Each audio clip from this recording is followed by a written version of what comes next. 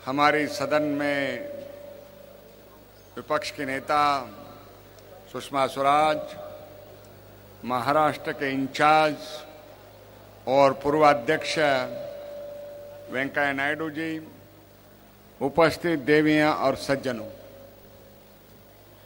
गुजरात और महाराष्ट्र आजादी के पूर्व में काफी हिस्सा मुंबई स्टेट में था।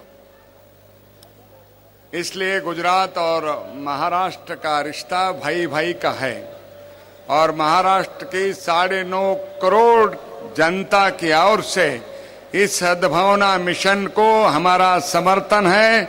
हम आपके साथ हैं। अभी हम महाराष्ट्र से काफी लोग इस सद्भावना मिशन में सम्मिलित हुए हैं। हमें इस बात की खुशी है कि नरेंद्र मोदी जी के नेतृत्व में गुजरात ने एक असामान्य प्रगति की है। गुजरात का विकास हमारे देश में सबसे आगे कोई प्रदेश है तो गुजरात है। केवल गुजरात ने अपना नाम हिंदुस्तान में नहीं लेकिन दुनिया में सबसे आगे प्रगति कोई कर रहा है तो गुजरात कर रहा है। निश्चित इसका श्रेय श्री नरेंद्र मोदी जी को है।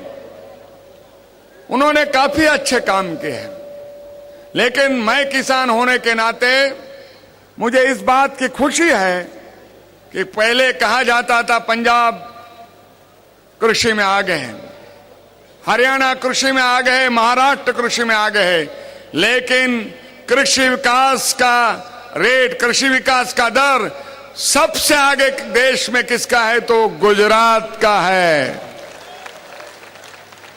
पहले गुजरात एक अकाल प्रदेश कहा जाता था। उसका सारा चेहरा मोहरा गए 10 साल में बदलने का काम अगर किसी ने किया है तो नरेंद्र मोदी ने। मैं और मेरा प्रदेश आपके बाजू में है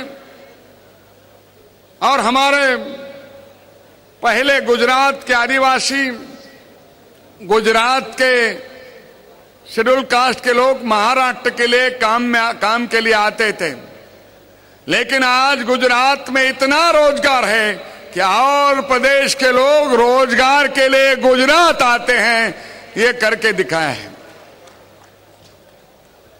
ये प्रगति करते हुए यहां कोई भेदभाव नहीं हुआ।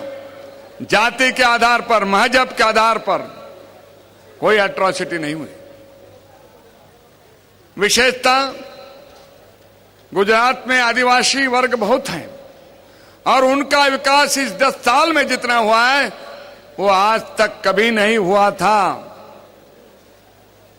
और शेड्यूल कास्ट के भी लिए यहां विकास किया है। ये गुजरात एक मिसाल है विकास की और एक मिसाल है क्लीन गवर्नमेंट, पारदर्शी गवर्नमेंट देने का काम नरेंद्र मोदी जी ने किया है। मुझे लगता है कि गुजरात के सारी जनता तो इसके साथ है। कुछ लोग हैं वो नरेंद्र मोदी जी का उन्होंने शायद भूमिका को सुना नहीं होगा। समता, बंधुता और भाईचारा, इसके लिए सद्भावना मिशन है। ये किसी के खिलाफ, क्या किसी के विरोध में ये सद्भावना मिशन नहीं है। और ये सद्भावना मिशन कोई राजनीतिक हेतु से नहीं है। मुझे लगता है इस सद्भावना मिशन में गुजरात में तो वातावरण होगा, लेकिन सारे देश में सद्भावना का वातावरण होगा, ये विश्वास मुझे है।